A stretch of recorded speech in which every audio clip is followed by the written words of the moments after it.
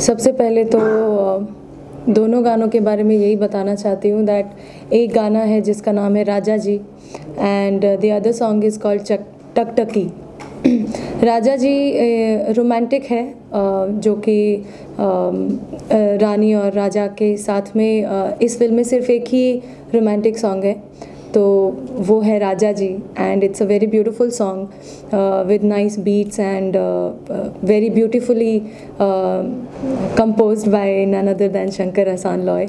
And उसके अलावा एक गाना है टकटकी विच has been sung in a very different note, ताकि उस गाने का वो फील प्रॉपर आ सके because it's kind of a लोरी। तो दोनों गाने एक दूसरे से बहुत अलग हैं लेकिन बहुत ही खूबसूरत गाने हैं और मैं बहुत अपने आप को लकी मान रही हूँ क्योंकि मुझे इतने बड़े प्रोजेक्ट में 2 गाने मिले हैं। तो I am really thankful to Shankar Ehsaan Loy sir. और ये एक्चुअली जब गाने के लिए मुझे बुलाया गया था तब मुझे पता नहीं था कि 2 गाने हैं, तब मुझे सिर्फ राजा जी के लिए बुलाया गया था, तब मैंने वो सीखा एंड देन वो गाना होने के बाद में दे वर वेरी हैप्पी और उन्होंने बोला कि एक गाना और करना है। So this is how I got the songs. Okay, Kangana ने सुना ये गाना, क्या रिएक्शन था, क्या कॉम्प्लीमेंट दिए, मतलब कुछ बात हुई उनसे, अगर कुछ शेयर करना चाहे कुछ? उनसे मेरी मुलाकात 2 बार हुई थी। एक बार ट्रेलर लॉन्च पे जब मैं गई थी तो उनसे मुलाकात भी हुई थी एंड शंकर जी ने मुझे उनसे मिलवाया भी था। सो उन्होंने जब बताया कि this is the girl who sang Raja ji, तो वो बहुत खुश हुई and she was like this is one of my favourite songs in the album. तो बहुत खुशी हुई ये सुनकर और इसका एंटायरली जो श्रेय है वो एब्सोल्युटली कंपोजर्स को जाता है क्योंकि इतनी अच्छी ट्यून उन्होंने बनाई। I really feel lucky that I have संग this song. Your look, the moment I saw you, the moment I entered, before we started, your look give me a feel. You look like a more of an actor than a singer. How you become a part of music industry? That one, little in detail. How you started? Well, I'll take it as a compliment that I look like an actress. मैं तो शुरू से ही एक singer थी और अभी भी singer ही हूँ and I pray to God that I be the singer first always in my life and then anything else comes up. I am an actor also, but मैं थिएटर में एक्टिंग करती हूँ, otherwise singing के अलावा मुझे नहीं लगता कि मुझसे बहुत ज़्यादा कुछ हो पाएगा। तो सिंगिंग का करियर शुरू हुआ एक्चुअली बचपन से ही सिंगर बनना था और सिंगिंग में पढ़ाई भी की है, म्यूज़िक में ही पढ़ाई की है and then I came to Mumbai in 2008 for Saregama और उसमें मेरे मेंटर शंकर जी ही थे। तो this is how I started my journey and here I am today. Manikarnika is a very big project in my career till now, so I am really hoping यहाँ से चीज़ें बहुत अलग दिशा में शायद जाती हुई दिख रही हैं। देखिए, मैंने आपको पहचान लिया कि आप थिएटर भी करते हैं, you are an actor too. अब मैं जानना चाहूँगा, एक ब्रीफ होता है जब आप इतनी बड़ी फिल्म का हिस्सा बनते हैं, एक कंपोजर का एक ब्रीफ होता है कि हम ये सिचुएशन होगी या इस जगह ये गाना पिक्चराइज होने वाला है। उस वक्त क्या ब्रीफ था और क्या बताया गया था आपको? क्योंकि जब इतनी बड़ी फिल्म की बात करते हैं तो फिर वो उस किरदारों को जहन में रख के गाना होता है। मुझे एक ही चीज़ बोली गई थी राजा जी के लिए स्पेशली कि राजा जी एक ही रोमांटिक सॉन्ग है इस फिल्म में, इसके अलावा बाकी सारे गाने एकदम पेट्रियाटिज़म से भरे हुए हैं। तो बेसिकली राजा जी के लिए मुझे एक ब्रीफ दिया गया था कि you have to sing very happily, क्योंकि वो अभी शादी होकर घर आए हैं Rani Lakshmibai and it's her very beautiful time with her husband. तो this was the brief that I have to sing very happily and very jolly, तो I have tried to do that.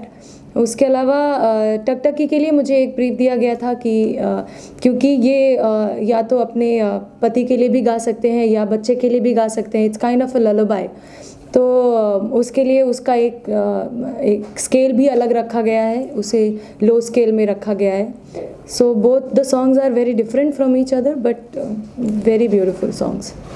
क्या ये मदद करता है जब आप ऑलरेडी एक थिएटर आर्टिस्ट हैं, आप थिएटर करते हैं और जब इस तरह से एक कंपोजर आपको ब्रीफ करता है कि आज बड़ा खुशी का दिन है, शी गॉट मैरिड, वो नज़र आना चाहिए आपकी गायकी में, आपके एनर्जी लेवल में, वो कितना मदद करता है being an actress from theatre? Whether you are an actress or not, I think एक सिंगर वैसे ही बहुत बड़ा एक्टर होता है, बिकॉज सिंगर्स हमेशा प्लेबैक करते हैं।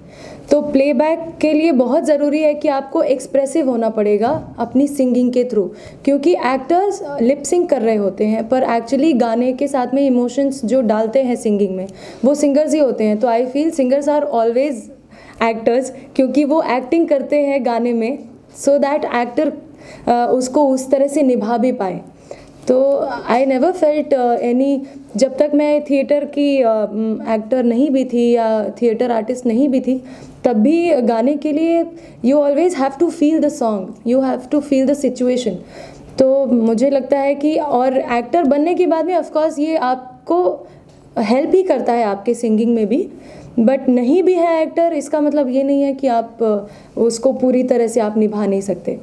म्यूजिक को भी बड़ा सराहा जा रहा है अब तक, जितना भी फिल्म रिलीज की कगार पे है और जितना भी अब तक म्यूजिकली बाहर आया है, टीजर बाहर आया है, ट्रेलर बाहर आया है, फिल्म को लेके बहुत पॉजिटिव वाइब्स है। आर यू नर्वस और एक्साइटेड? बोथ। नर्वस भी हूँ ऑफ कोर्स, क्योंकि मणिकर्णिका एक ऐसा सब्जेक्ट है जो कि पूरा इंडिया उनके बारे में, रानी लक्ष्मीबाई के बारे में बचपन से आज तक पढ़ते आए हैं।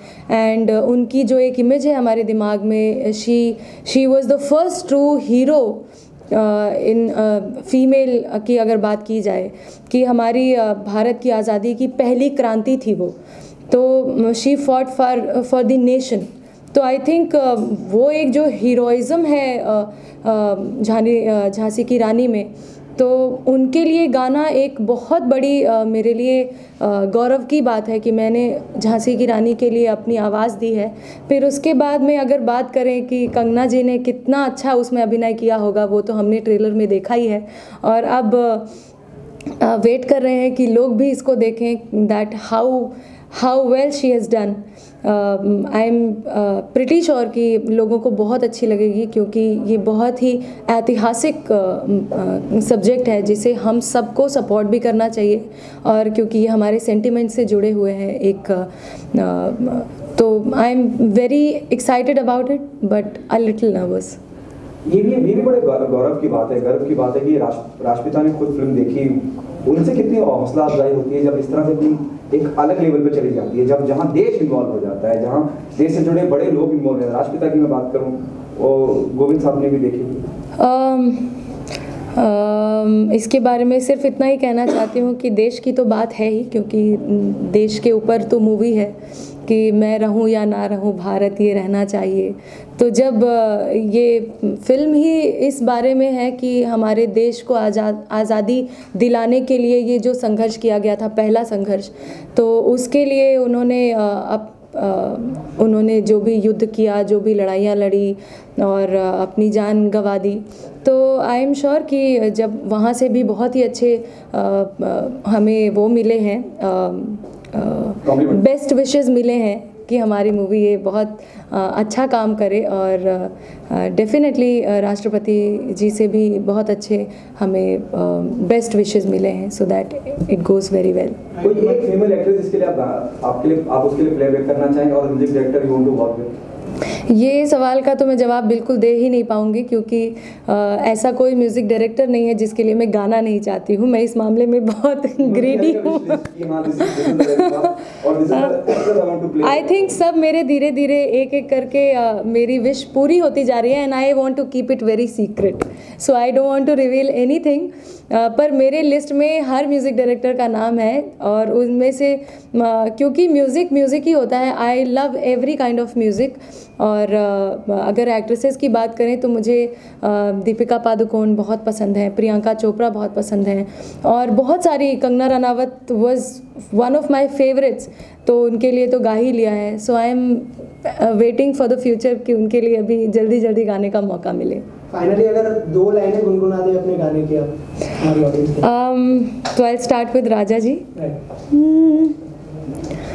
हो राजा जी, हो महाराजा जी, नैना चुगल खोर राजा जी, हो महाराजा जी, नैना चुगल खोर शोर राजा जी। मन की रुंझुन छुप ना पाए, मन की रुंझुन छुप ना पाए, खनक खनक खन के नैना। बड़ी अजब है प्रीत रीत की, बिन बोले सब कुछ कहना। कुनकुनी सी धूप बिखरी हो, कुनकुनी सी धूप बिखरी जाए रे मनवा, कुहू कुहू बोराए रे ओ राजा जी, महाराजा जी, राजा जी, राजा जी,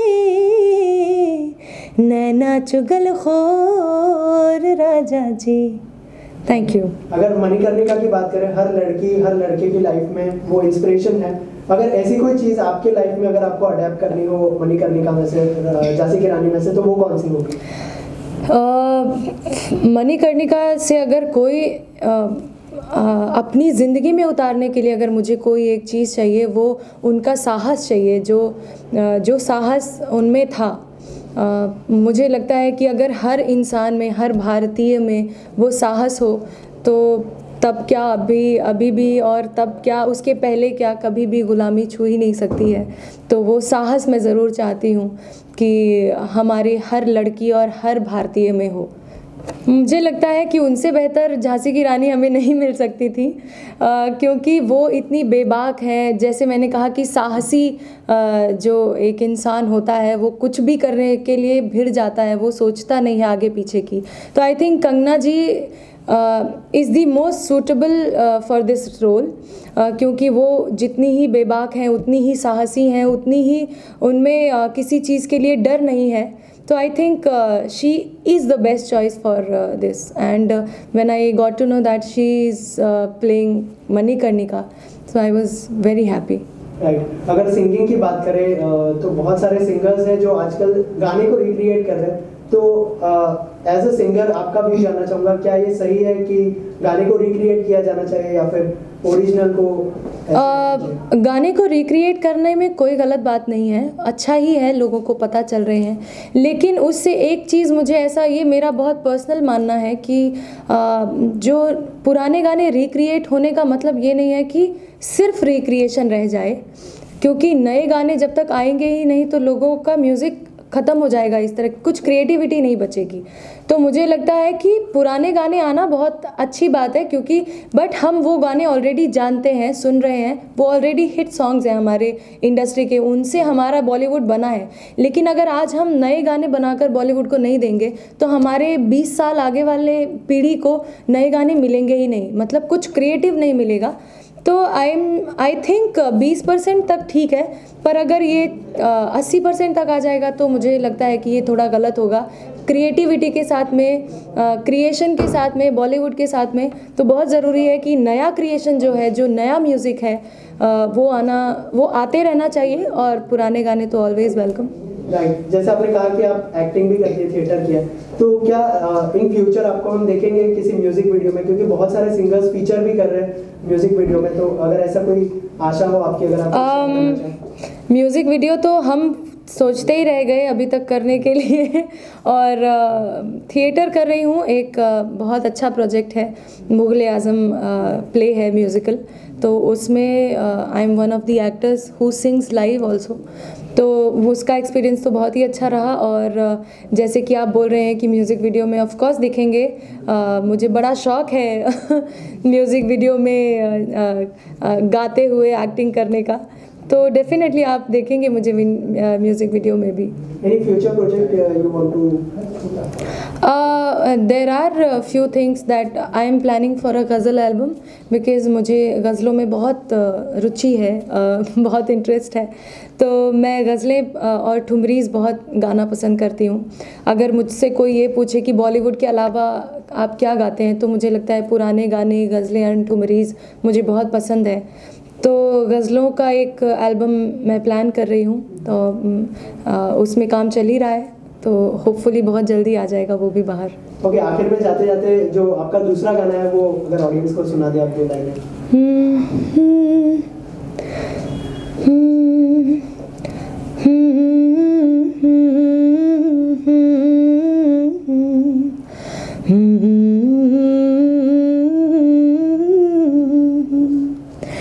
टकटकी निहारूं रे,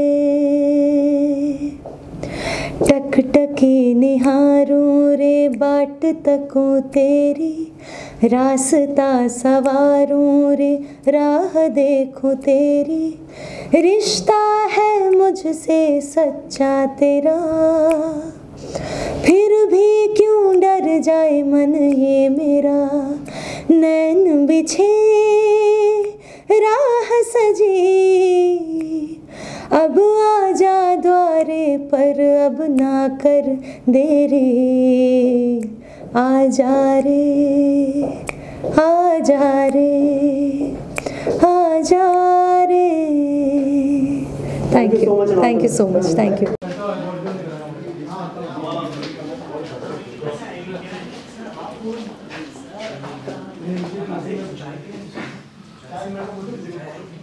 ओके, थैंक यू। आइए आइए।